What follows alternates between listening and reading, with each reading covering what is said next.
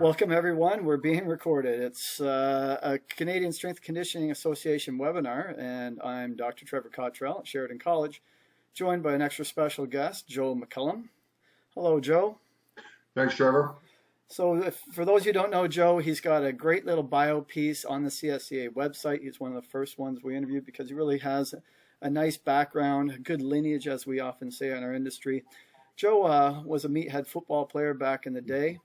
Did a little bit of wrestling too. Ended up at University of Utah and playing football there. And then he stuck around to learn how to be a strength coach and became a decent strength coach, from what I hear, under Joe Ken and a few others down there.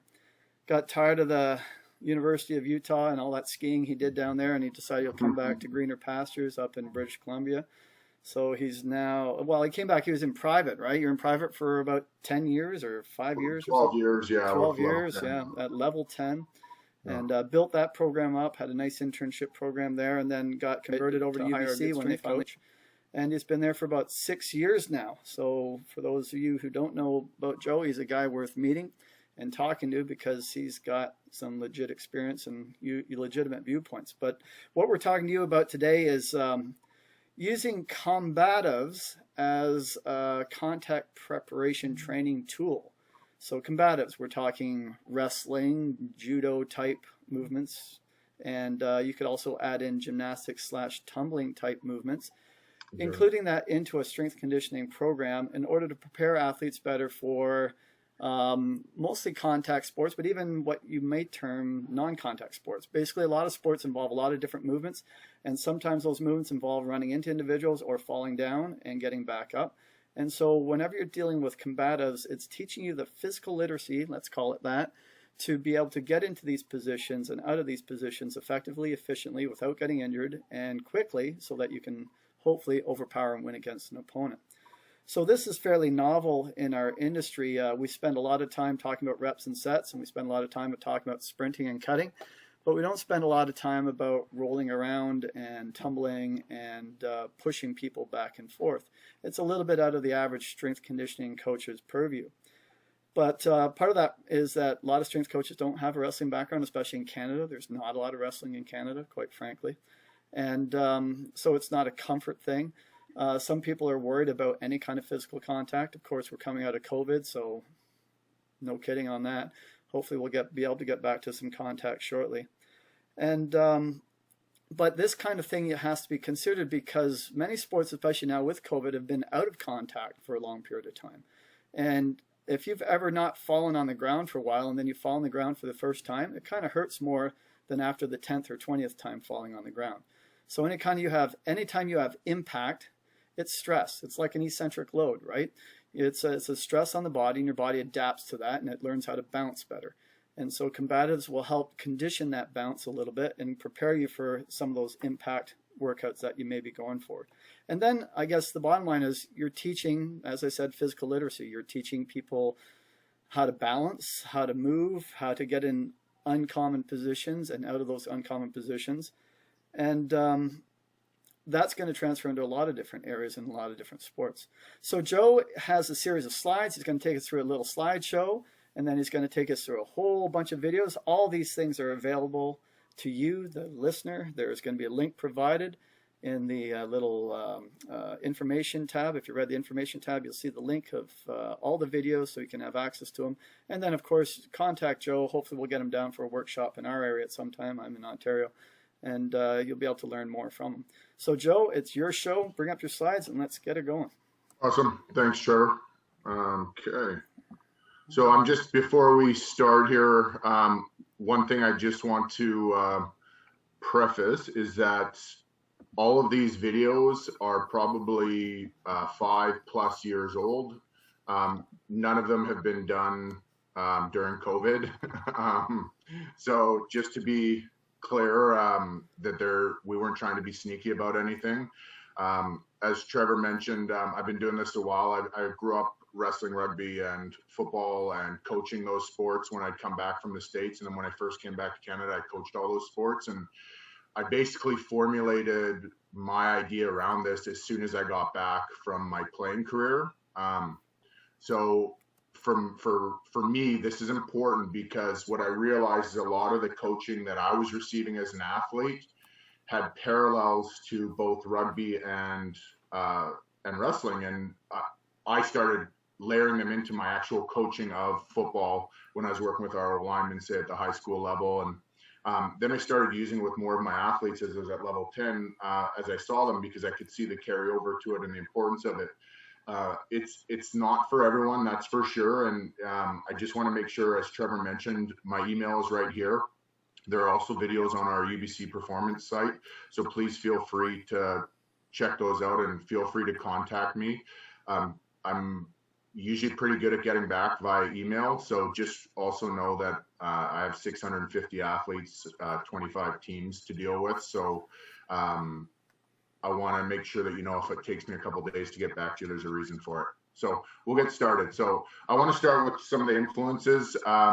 So the first one is just my grandfather, because he was a professional wrestler, so like WWF, but he was also a judoka, pro lacrosse player, played for the national team, just an old school tough guy kind of thing. And he used to always beat us up when we were kids, not like in a negative way, but we'd try to wrestle with him and he would grab your pinky and you'd be on your knees. So he was kind of an influence for me on that and always supportive of this.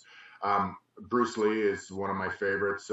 If you haven't read his books, you'll realize that everything that we're hearing about now is probably developed and refined by Bruce Lee, who stole it from someone else probably 300 years before him and made it his own. And there's some really great stuff on movement there. I would recommend that. And then the other is Rick Majerus, who is our basketball coach when I was at Utah. So this is my buddy Rob, who is doing a boxing session. You can see Mike Doliak in the background. He had a long NBA career as well, and he was an unreal athlete. And at the time, he was as hard as they come, like strong, fit, one of the best athletes I've ever seen in my life. And Rick had felt that the guys weren't tough enough. And at the time, we had these foam rollers before people kind of used foam rollers. And I don't think we knew what we were doing. It's just everybody buys whatever everybody else is buying. And so we started using those to like block the guys out and hit the guys. And he's like, what about boxing? So we called in Rob, who had done some hand fighting and jiu-jitsu with some of our former athletes who were now in the NFL. And Rick had seen that and thought that looked cool. And he also done some boxing stuff. So we got the guys out, and again, not a huge correlation necessarily to getting punched in the head and playing basketball, but like the change of elevation component and the upper body and the disassociation piece was really impactful. Obviously, things went a little bit sideways at times because they're competitive guys. So we had to nix it pretty quick, but it was a great learning experience on our end. And then there's just a picture of Fat Kid Joe wrestling in high school, just to show that I did wrestle. And I wish I knew what I knew now then. So. Is that your bum or your face, Joe? Is that, I can't remember. My face, yeah. That's your, okay, just making sure. Good, you got a headshot at least. That's good. Yeah.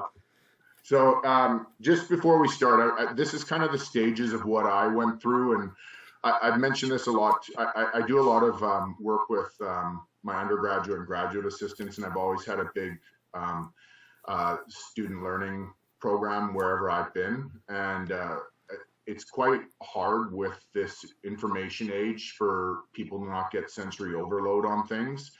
And I've always kind of said this, and I'm sure we've heard it from other people before, but before you worry about thinking outside the box, you should know what's in it first. So like basically learning how to do the basics and do them very well and then work your way through it. And like, this is my kind of curmudgeon stages that I went through. And I think we can all agree that strength and conditioning really moved through the necessity to see that we need bigger, faster, stronger athletes, right? And so we drew from what we knew were the biggest, fastest, strongest athletes, which is your bodybuilders, powerlifter, weightlifters, and your fastest were your track and field. And, you know, everybody had their mentor and their guy that they went through, and science was starting to kind of peek through around it, but it was still pretty low level. And the big piece was that the military or the militaristic style of coaching and the theory behind it is really heavy. Like everybody falls in line, everybody does this, everybody wears the same thing. And as I move into the contrarian phase of my coaching, I realized that we need to have better athletes, not better weightlifters or just better sprinters or just huge athletes. We need people who can have some level of creativity. So he started drawing from other sports, and martial arts and combat sports was a big part. Sport coaches is a huge portion, like learning how to coach from people who actually coach. Your therapists and your gymnasts and like. And then as you get older, you get more miserable for whatever reason. And you start realizing, hey, maybe there's more to this. And you start looking outside of the tradition of strength and conditioning and just sport. And you look at your business leaders, your service industry, your psychology, and just basic pedagogy. So these are kind of the stages I've gone through. And I'm not saying this is for everybody, but it's what I've learned through, and a lot of it is just trial and error on my own part. So I just like to preface with that. The next part is just going through KPIs or sport attributes. And I think what we really need to talk about right now is, given the fact that we're in a pandemic, we're hearing a lot about the importance of your rudiment plyos, your sprinting, and all these things. And it would be insane to disagree with that, in my opinion. Especially if you look at this last weekend, I think there were 7 ACLs in the NFL alone, and NRL has had crazy injuries as well. So I think what we need to realize is that, yes, you need to sprint, yes, you need to condition, yes, you need to jump and land, but we also need to look at the other attributes that are going to keep our athletes safe and prep them for what they're going to be doing. So one thing that we can't ignore is that if we are going to go into contact, and we know that our athletes are competitive and they're not prepped for it, we are putting them at risk. So I would take it and say it's almost as important as to ensure that with your sprinting and your plyos that you are adding some contact for the upper body. The head, neck, shoulders, wrist, elbows all need some level of tempering before they get into it. So these are kind of the key ones that we go through, and I'm going to touch on a few, and I'm going to ask the viewers when they look at this to take a look at the highlighted videos so they can get a better idea of what we're talking about. So obviously landing and jumping, stopping and starting. The big piece here for me, the read and react visual versus the read react tactile, is when we talk about perception action coupling, we rarely talk about the touch piece. It's usually you're actually reading a defender and then you're making a movement from there, or vice versa. And I think we need to talk a little bit more when it comes to athleticism where there's any level of contact. So I don't just mean a guy trying to stop a goal line stand as a defensive lineman. I'm talking about like a soccer player getting bumped in the air, and how do they respond to that? I'm talking about a basketball player posting up, and it may not be a huge amount of contact, but it is still contact. We're going to talk a lot about the ability to fall and get up. I've got some videos that we'll go through. The ability to hold tension and manipulate tension, meaning I'll show a couple videos as well here. And the idea is that there's times where we need to be rock solid and strong on our feet. There's also times where we need to take advantage of someone putting themselves in a poor position. So example would be like an offensive lineman makes contact with a defensive lineman. And as soon as you feel that shoulder turn, you're going to take advantage of that and finish them into the dirt if you can. So we don't coach that necessarily, but you learn that through some of the contact drills that we're doing and some of the wrestling concepts that we're doing. It's important to also understand as you guys go through this, but don't think we're trying to coach wrestlers here. We're not trying to make better wrestlers here. So there is a gray area there. We're trying to give them principles of wrestling that may carry over. Obviously, we need to learn how to make contact and yield contact. So again, yielding is a big portion of a lot of the training that we do. So learning either how to absorb and learning how to maintain your ground or stand your ground. Fending and evading, change of elevation, change of direction. Being strong on your feet is huge in any kind of sport where you need to carry a ball or a stick. I'll talk a bit about transitions, meaning what do you do once you've fallen?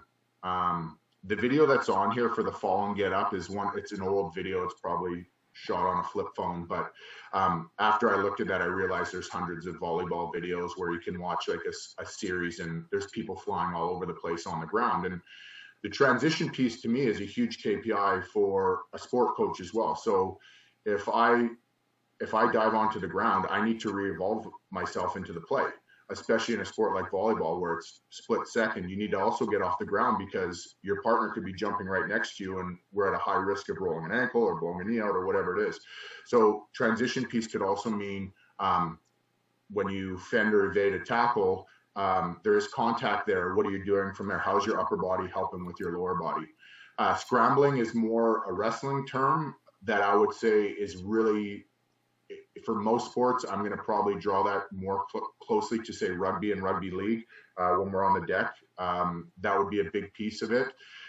Again, you know, your quarterback does scramble and it is a skill set, but it's just evasion basically. So when I'm talking scrambling, I'm talking more from on the ground, and I have videos that are in the links that you'll see a little better about that. I put quick feet in quotations because every single coach will tell you that their athletes' feet are not big enough, especially your bigs in basketball and your linemen in football.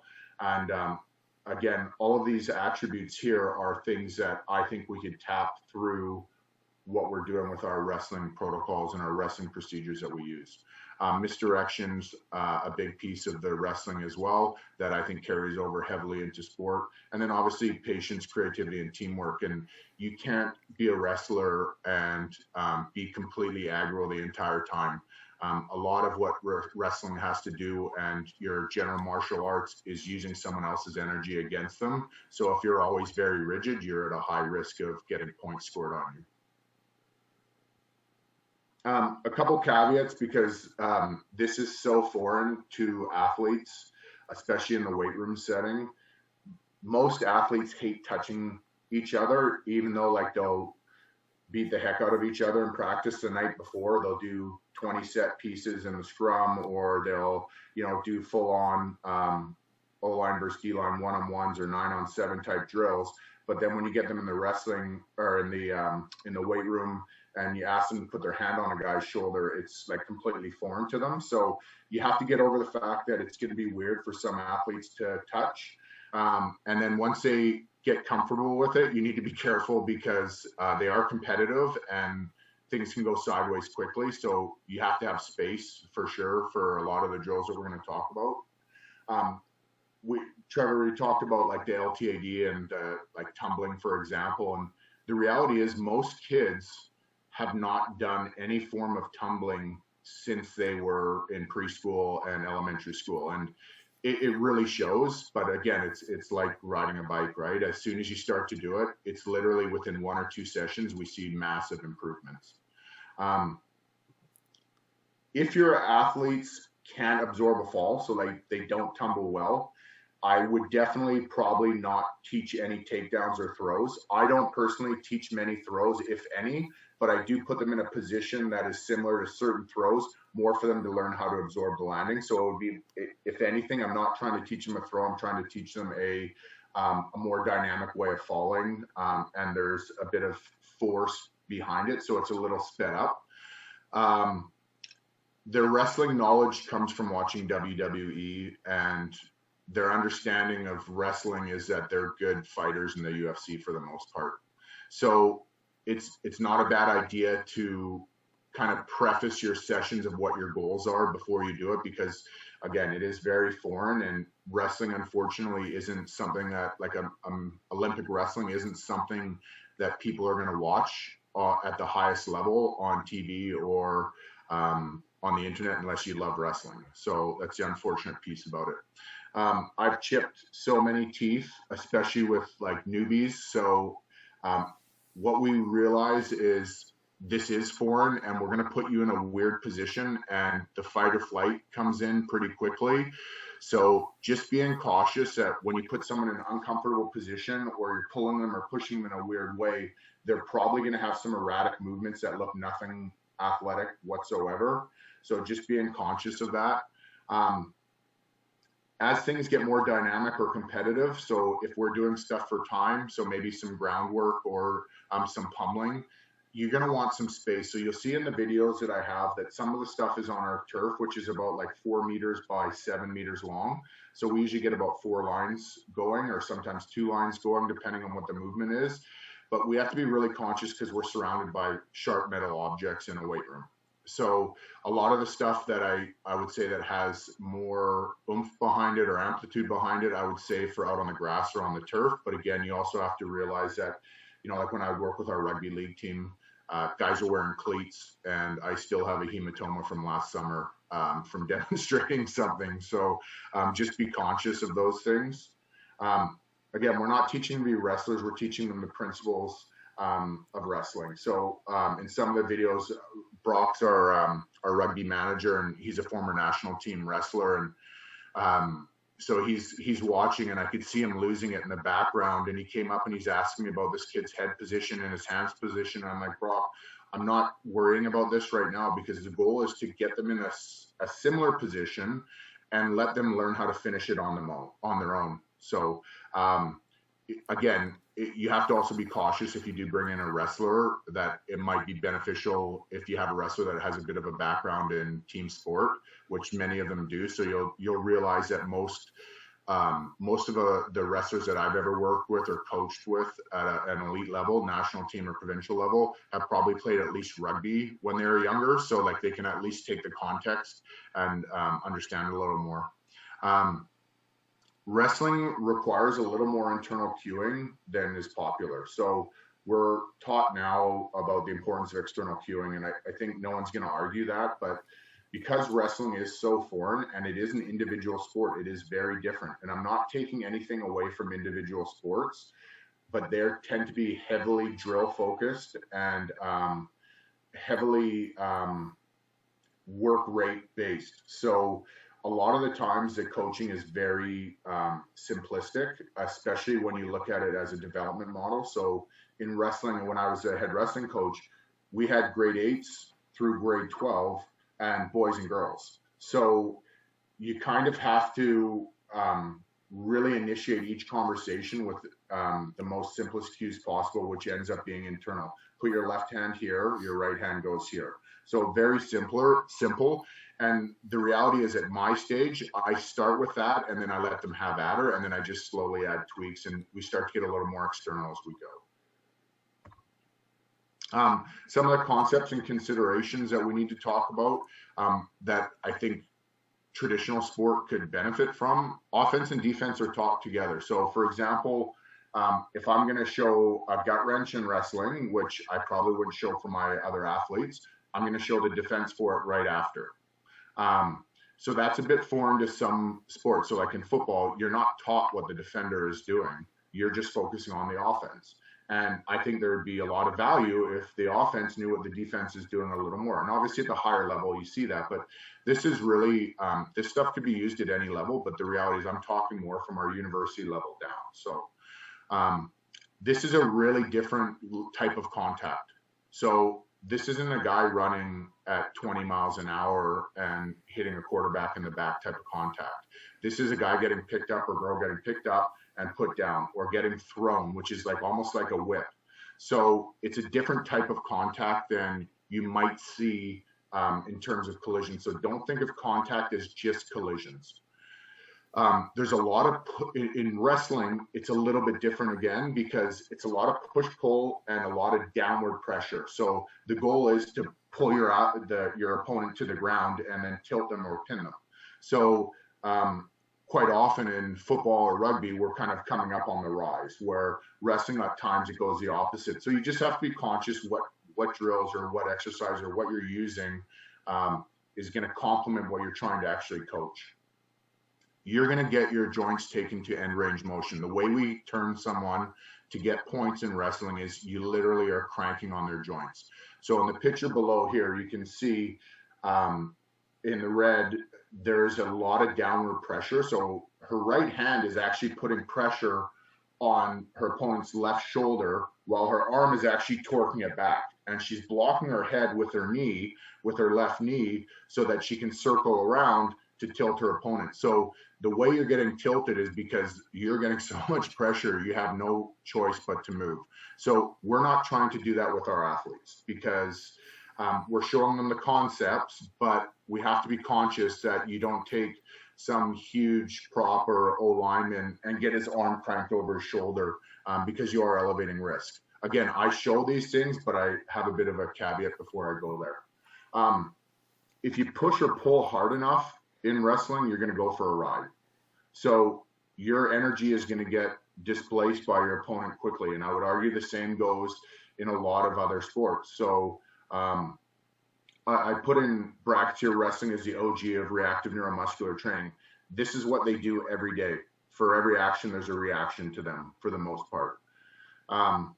If you're going to use wrestling, invest in it. You can't just copy these videos and think you're going to get the same desired effect. And again, I'm not trying to elevate what I'm doing here. I'm asking that you put the same level of attention if you're going to use this into as if you were learning how to Olympic weightlift, or if you're learning how to sprint, or if you're learning how to change direction or elevation. If you're going to use it, really understand what you're trying to get out of it. Great body position with average technique will best great technique with average body position. So putting yourself in the right place at the right time is often not something we talk about. We try to nuance it with saying that they read and react really well, or they change elevation really well. But the reality is athletes who know how to get to the right place at the right time tend to do better than ones who don't, even if they have great technique. Because they can manipulate positions far better than anyone else. And that's kind of the crux of athleticism, in my opinion. They really get the idea around levers and mechanical advantage without understanding biomechanics, because that's all they do all day long.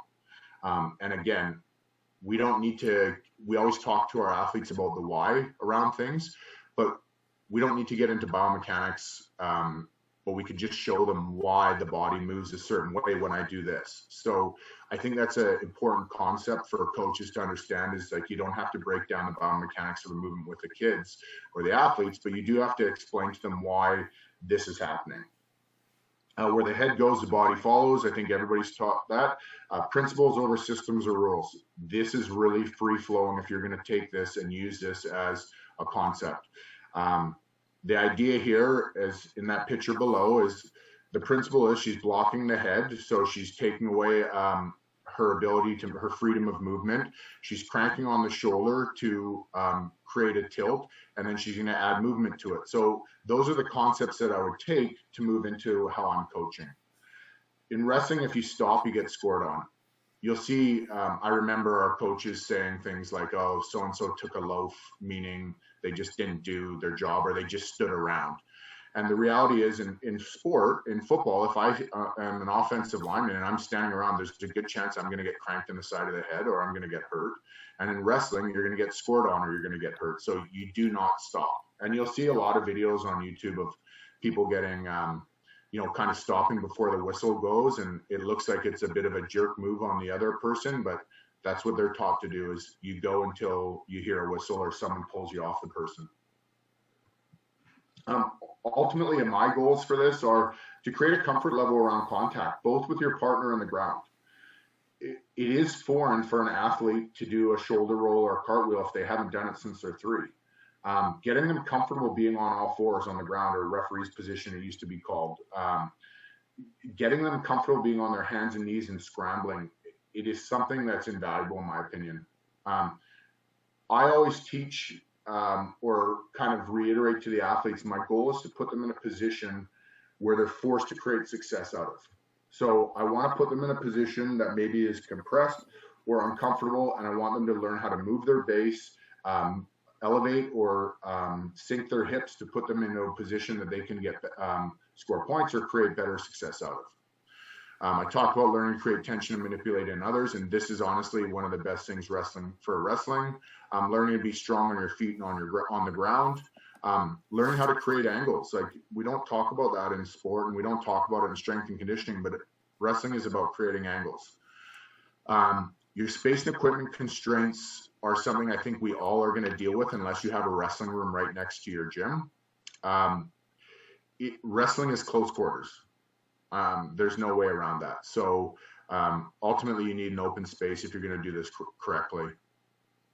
It really encourages creativity, and it's a great exposure to variability and uncertainty, which is something they're not used to, especially in a traditional weight room. You know, you're coming in on Monday and you're doing your cleans and your squats and then your deadlift, whatever it happens to be. You know, Wednesday's going to do this. So giving this little uncertainty variability keeps them engaged, especially in warm-ups. And that's part of the reason why I spend a lot of time during our warm-ups doing these types of things, because I can check a lot of boxes in a 15 to 20 minute warm-up in our off season or wherever I need to do it. And I can reiterate that stress over and over, and I can build on that stress over and over, and it's hidden within the warm-up or in the post work, so that we're not taking away from the, I mean, I don't think it's mundane, but I think athletes probably get pretty tired of doing the same thing over and over and over again. So it's also to get out of the sagittal plane. Again, I'm not knocking on track or those saying you need to sprint and jump, but let's not forget that every sport, other than individual sports for the most part, really require a lot of change of direction, change of elevation, and they need to get comfortable getting out of that. Obviously, in the development stages, we're going to own the sagittal plane before we worry about anything else, but just be conscious of that. And then we're trying to inoculate or temper them for contact, basically, is the ultimate. So just when to implement this is really simple. I do it year round for tumbling. I use it in my extensive work in our movement sessions. So like as an example, for, you know, if my skill guys in football are doing a tempo run, I might do some tempo work with the lineman in a shorter duration just to mitigate some of the pounding. And I might throw in some tumbling and transition work there. Definitely don't do many of the advanced or higher amplitude movements during the season. Again, it is a stress on your wrists and elbows, and it can be dodgy at times. So just being conscious that, you know, even a cartwheel may seem simple for us, but it might not be for your athletes, especially if you're working with like a mixed bag of, say, football athletes where you have 300-pound linemen and 170 to 195-pound skill guys. The stand-up work that you'll see in the videos, I put it year-round in warm-ups on some level, but I really keep it very basic. So my pummeling and just some like push-pull type work. And again, I do a lot of it in my warm-ups pre-game and pre-practice. And again, for some of the conditioning, some extensive work and similar to the above with the tumbling. And again, for rugby, football, sevens, league, the contact, like heavy contact sports that I have, I'll put it around year-round. The groundwork, you can put the concepts in if you have the space year-round. But again, I would say the ground stuff is really mostly specific for your rugby league, rugby union type guys. And at times, I'll use some of it for maybe other sports, but for the most part, I tend to use this more for our heavy contact sport athletes. So here's a couple things we've done with our wrestling team. So our rugby team. So the way rugby works in BC, it's a little different than across the country based on weather, basically. So from basically late August until mid-November, we have our first half of the season, then they get a break from mid-November to mid-January, and then the second half starts. So they get this big break, and we want to make sure that we're getting our athletes staying fit and staying healthy and lifting and doing some different stress. So we asked our buddy Chris, who runs Westsider Wrestling at a high school that's close to us, and we were able to bring our guys out to have a session led by some of his coaches. And I just kind of helped ask the questions that we want to see done. So some tumbling, some basic stand-up, just so they get a different voice, and it was a lot of fun for them as well. And what we've you're going to see in these videos here really quickly, hopefully they work well, is the guy on the edge here is a provincial champion wrestler, heavyweight wrestler, and you'll see him in the other videos. He can move, but you'll see the variability as you look deeper behind the videos. So I'll just see if this. So these guys are actually doing a back handspring, which I start with just a backwards roll, but we preface, I'm not going to hold someone back if they can do the handspring. We would just teach the roll, and the people who just happen to do it, if they're doing it and it looks good, I'm going to let them do it. So you'll see a little bit of variability in both videos. This one's at full speed, so I think it's a little choppy. I think this happened last time. I'll just pass on this. I think it might be easier to show some of the other videos, but what you can see is there's layers across the wrestling mat where some athletes are obviously getting it and others aren't. Oops. Sorry.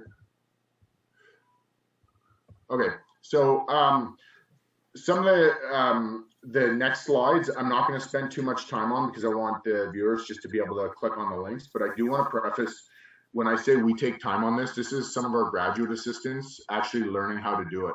I think it's really important that if you're going to teach these, you should feel what it feels like. So you understand how to progress or regress or lateralize movements based on what you're seeing.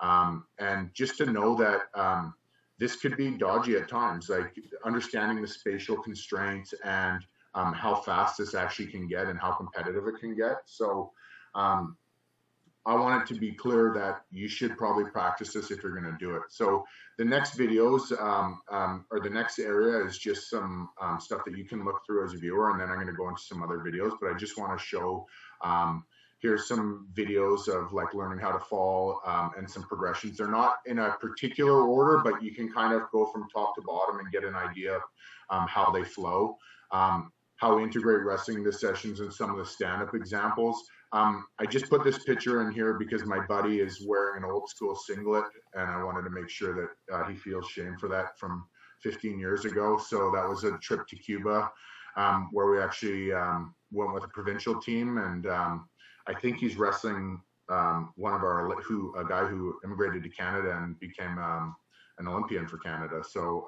kind of cool. But there's a couple videos here, and then some of the stand-up examples that are continued, and then some of the groundwork. And again, you can see here on the turf, this is pretty much what I would pre-COVID would see on a regular basis, is 25 to 30 kids.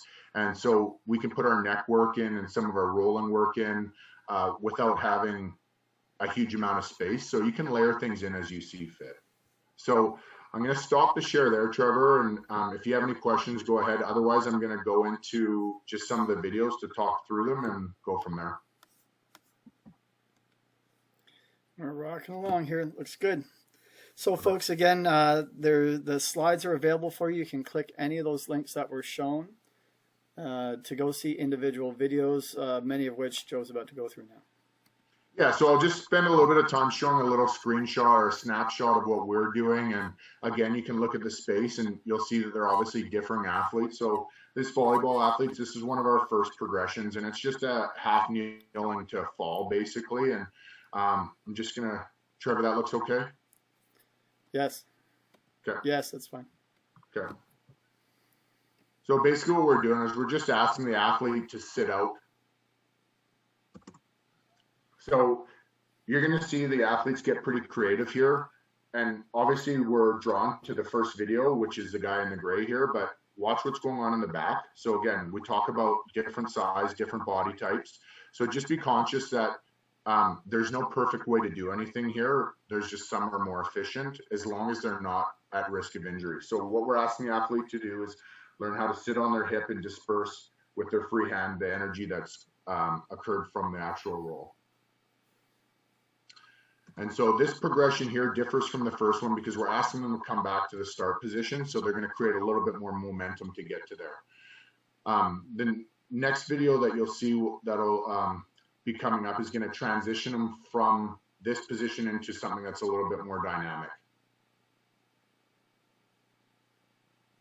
So we're just basically adding another layer on each session. The idea behind this would be the same as teaching any type of progression. As they show some level of competency, we want to add to it. Again, as you watch the bigger guys, they're going to struggle a little bit more, but at the end of the day, it doesn't have to look perfect. They're getting the concept of transferring their force into a different direction and using that roll to create a better position. Do you ever vary which leg forward based off which way you're rolling, mix it up? And Yeah. Do you say try and do it without your arms, try and do it with your arms? Absolutely. In general, the easiest progression is, so the guy in the blue here would be just to sit out on his left leg. So to rotate his hip and sit on his left butt cheek and just let momentum take him over to that shoulder. But you'll see some of them go the opposite way. It's not necessarily wrong. There's not a right way to do it. And I don't want to sound aloof here, but the reality is it's more about the contact in the ground that I'm concerned about, and then the transition out of that contact.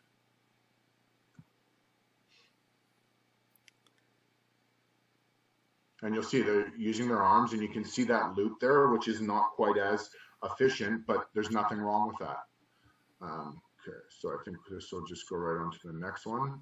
So these are, again, this is just to show that in our setting, we're able to do this. So like I said, you can see each one of these squares on the turf is 1 meter by 2 meters. So we just put our group into 2 lines and we go, and we're just doing our basic tumbling progressions and a simple forward roll, and some guys will turn it into a shoulder roll based on what they're able to do. But again, I just want to preface that this did not look this pretty, and I'm not saying this is pretty by any means the first time we did it, but literally the second and the third time, it gets so much more efficient. In general, with my tumbling, I start with 1 roll, just see how they land. Then I try to get them to roll, end in a position they can create success in. Then I'll do multiple rolls once they're comfortable and they can create some momentum, which you're seeing here. And these are our football athletes. So again, this would be kind of at the end of the warm-up before they head in the weight room. Yeah, it's layered in at some point in the warm-up, and then just some different transitions from some crawling patterns into a forward roll. And like you'll see some guys turn it into a bit of a shoulder roll. Again, this is really foreign to them, right? So same idea, it's just a backwards progression. But like understanding and learning how to tuck your chin, you would like to assume that every athlete by the time they get to the level, this level would have that, and it's not there for the most part, but as soon as we reiterate it once and they see how much more efficient they are, it just becomes second nature. And again, these are, you can see guy in the black here is just turning it into a back handspring. It's not perfect, but he was comfortable doing it. I'm not going to stop him to do it. And then this is a great teaching tool because backpedaling is obviously a huge part of our programming, just like it should be everybody's in some level. And what I want to preface is this wasn't planned when he fell, but you could see he transitioned well into that fall. So the next video is just a forward roll into a back pedal. And you can see the guy with the hat eats it, but he gets himself out of it in a good position. And you're also going to see here some multi-rolls into a forward sprint. And again, you're going to see differing abilities here as we go. So the guy on the left was his first session. And I want to preface that he has worked so hard in the last year. This summer, he was at 4 sessions a week on the field. I've been with him on court with his group, and like he's a different person now, his body, everything. And but his effort was there. It's just so foreign for a basketball player to take a fall like that. So again, I don't have the video showing how it's improved, but he has improved immensely, obviously. So the next one is just some change of elevation. Again, we're using our space that we have available. Wrestlers are probably gritting their teeth right now, but the idea is I want them using their partner's hand to help them change their elevation. So it's not just trying to run underneath someone's arm. They're actually using that tactile feedback to elevate, to help drop their hips.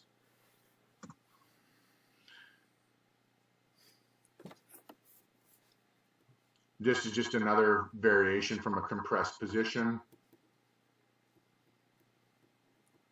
I don't use a lot of cones. I'd rather use body types. And here's just another variation of the duck under from a little bit closer. One thing to realize too is that if you're working with a wrestler, or sorry, with a football player, they're somehow going to turn what you're trying to teach them into their specific movement. So like if they're a defensive lineman, they're going to try to turn your duck under into a rip, or if they're trying to do evading, they're going to turn it into a swim move. And what I'm trying to reiterate is there are similarities to what we're showing you, but they're not football specific to those moves. So the idea that's specific is the way your hips move, the way you make contact, how you use your upper body to manipulate tension, how you drop your hips is very specific, but the actual movement itself doesn't need to replicate what your football coach is actually teaching you.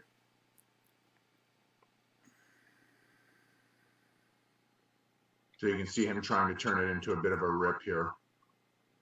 And we just make things a little bit more dynamic. Again, these are seconds out of our workout, right? Like this is, once they're drilled in them, they know what they're doing. It goes really quickly. We do a lot of pummeling just because it's fairly safe. It's a great upper body warm-up.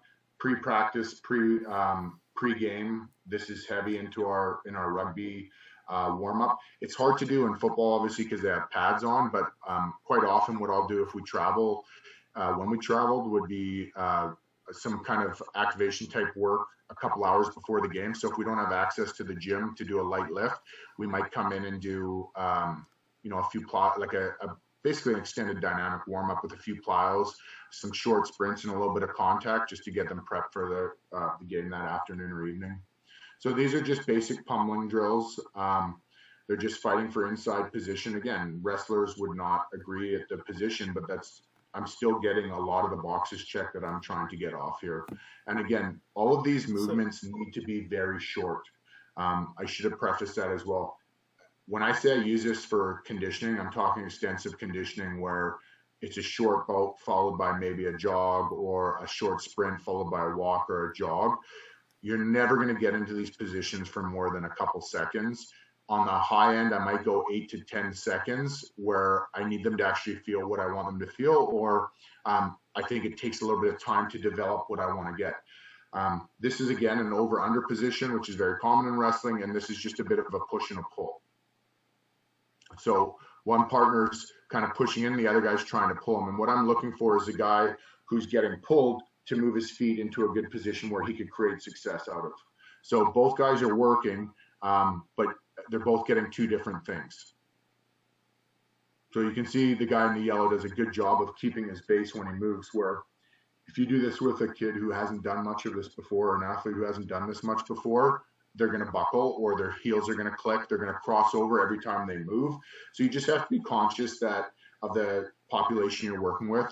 Both of these guys are high-level athletes. The guy in the black is actually played in the CFL last year and is signed with the 49ers this year. So he's a good athlete, strong athlete. Both of them clean over 330 pounds. We're very strong guys. So I have a little more bandwidth with them than I might with, say, my first years, who I'm still teaching how to squat. So I might just keep them more linear, where I can let these guys push, pull, drag into a few different directions. This is more dynamic again, just so we're getting some yielding here. Again, we're doing the over-under, we're combining the pummeling and a little bit of the yielding work. And again, we're in our constrained space and we're able to make it work. Wrestlers, don't judge me on their pummeling ability there, please. Here's some of our collar tie-ups, which is another very specific position. This is our rugby league guys a couple summers ago, just doing, again, so this is some yielding, this is some contact prep, this is just some hinge work for the base level, and then some change of elevation work. So they're pushing, they're pulling, they're raising, they're sinking. So they're learning how to move their hips into a better position.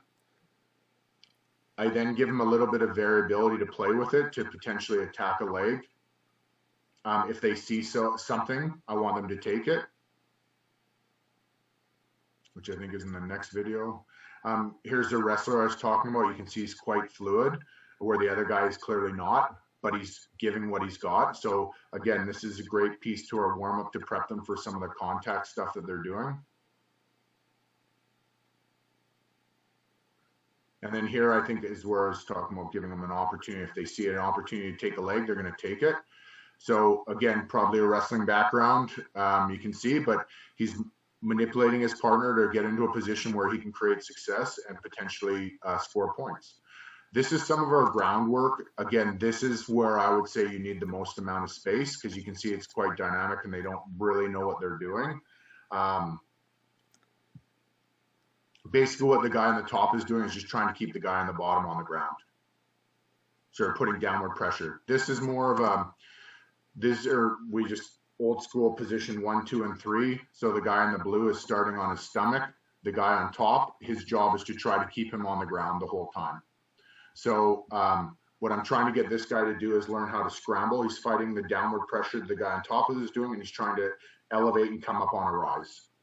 So he starts from the bottom, gets onto his knees, and ends on his feet, and we don't finish to a takedown. Same idea, just a little bit slower. And then we start from a less compressed position, same idea. Guy on the top should be giving downward pressure. His right hand should have been on his head. And then the guy's picking him up and trying to finish to a takedown. So again, this is after they're warmed up. Oh, sorry. I think that's the last one anyway. So again, those are rough. Nothing looks perfect because it's not. The goal is more to expose them to concepts. Oh, sorry, sure. I guess I can close YouTube. There we go. So you talked about using it as a conditioning tool. Most of the videos you showed, it looked like it was more of a warm-up, learn to move tool. Do you ever implement it into conditioning? Yep. What do you do? So like for like I said in the earlier on, like for some of the extensive work, we'll do some crawling to a rump. So like while my guys, my skill and my semi guys are doing like a traditional tempo run early on, our linemen might be doing, or say our injured guys who aren't ready for the pounding, what they might do is say a bear crawl to a roll to a 5-yard sprint, jog to the 20, walk back, and we'll just keep it constantly moving. We've used it in like some of the yielding stuff again, and some of the conditioning, like the push and pull for short bursts. So, like 8 to 10 second go every minute on the minute, depending on what we're working, where they're really fighting at each other. I wouldn't do the ground stuff as conditioning. It ends up being some level of conditioning because it's so foreign to them. They're just fried by the end of it. But that, I think, is more just their nervous system isn't used to being put in weird positions for the most part.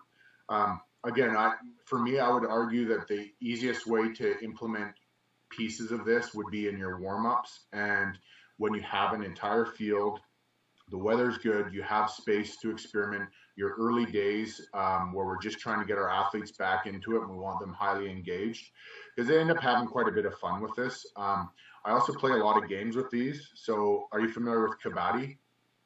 No. It's an Indian game. It's unreal. Basically you have defenders and raiders, and you have I make a modified version, but Daniel O'Galley, who was our Olympic gold medalist, he used to play, he got contracted and made some good money doing it as well. And I've worked with a guy who played in India professionally. Basically what you have is the defenders are guys in almost like a hockey crease right in front of the net.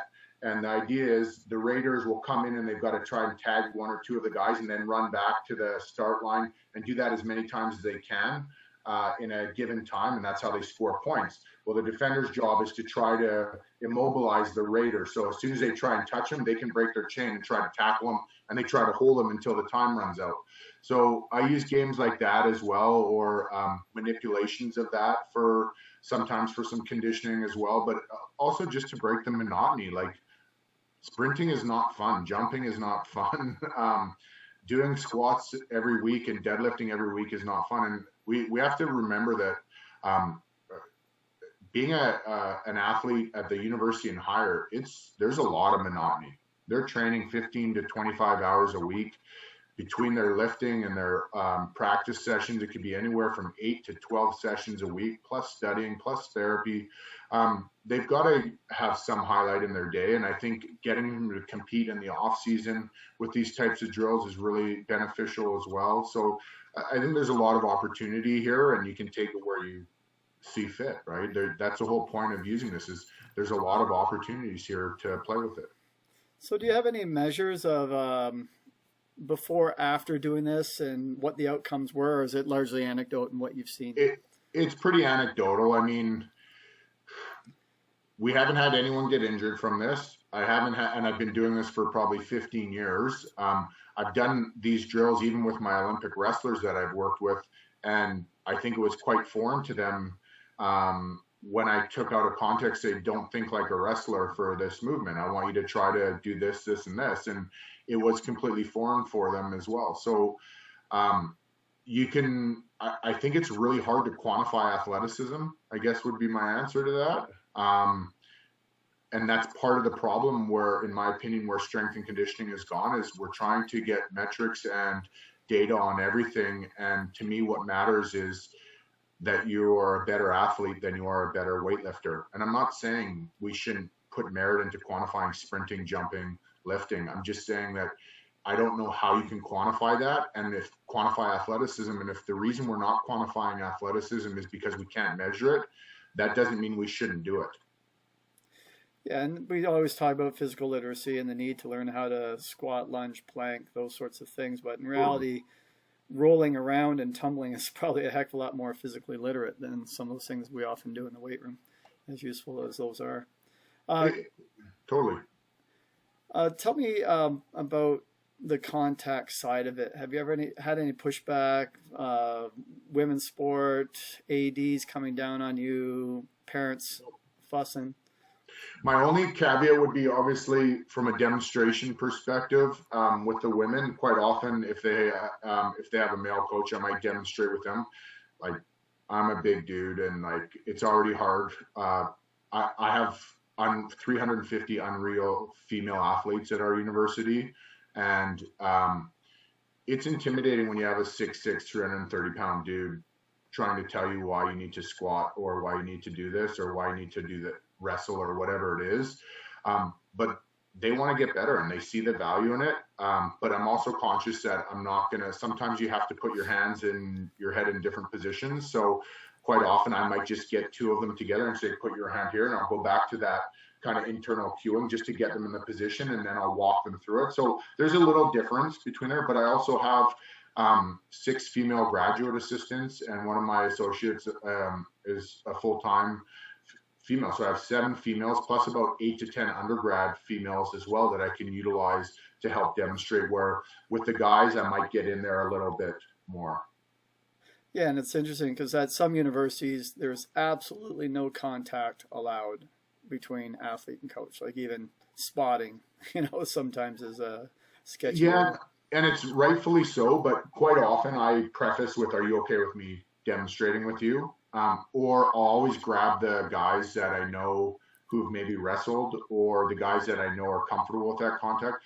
I use feedback a lot. I'm not obviously going to put my hand in an inappropriate position, but I always ask, hey, can I put my hand on your knee?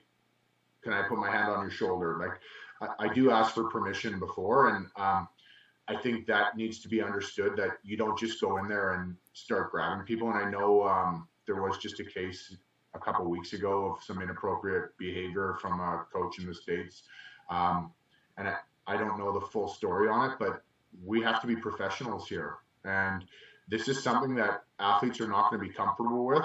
So I always operate on a continuum of easiest to hardest, and we're going to start somewhere in the middle, and we're just going to float left and right and see where people are at. And if the comfort level is really low for some people, then I'm okay with them doing the lowest level until they get comfortable with it. The reality is their sport requires them to have huge collisions and huge contacts. And if this is part of what's going to help them get better at that, then they have to make a decision if they want to do that or not. So one more thing on programming. So it sounds like you have your progression, you work through a progression. On any given day, some people may be at different levels of progression. You have a general theme in each workout as to what you're going to do, but it doesn't sound like you have sets, reps. You just have 10 minutes or 15 minutes of work and see what you can fit in and make them better. Is that your approach? Yeah, you know what it is, Trevor? It's like if you're working with like an elite weightlifter and things are going awesome, you'll probably go just before you think it's too much and you're going to stop. But if things are going terrible, you're going to cut it off right away, right? And I would say the same thing.